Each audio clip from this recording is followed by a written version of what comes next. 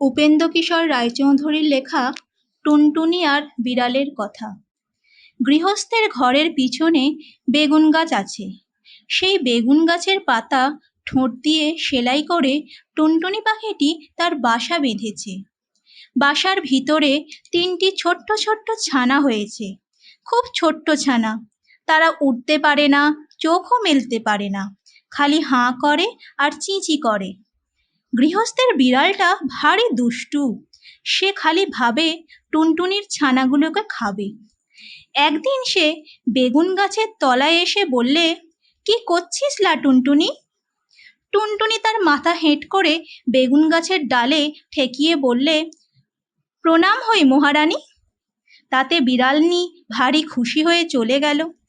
এমনই সে রোজ আসে, রোজ টুনটুনি তাকে প্রণাম করে আর মহারানী বলে, আর সে খুশি হয়ে চলে যায়।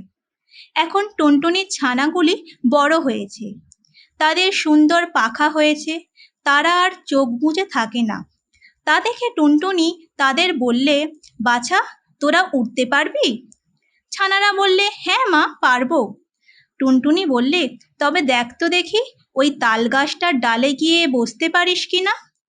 ছানারা তখনই উড়ে গিয়ে তাল গাছের ডালে বসলো। তা দেখে টুনটুনি হেসে বললে, এখন দুষ্টু বিড়াল আসুক দেখি। খানিক বাদেই বিড়াল এসে বললে, কি করছিস লা টুনটুনি?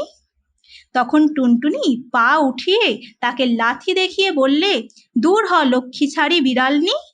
বলেই সে ফুরুত করে উড়ে পালালো।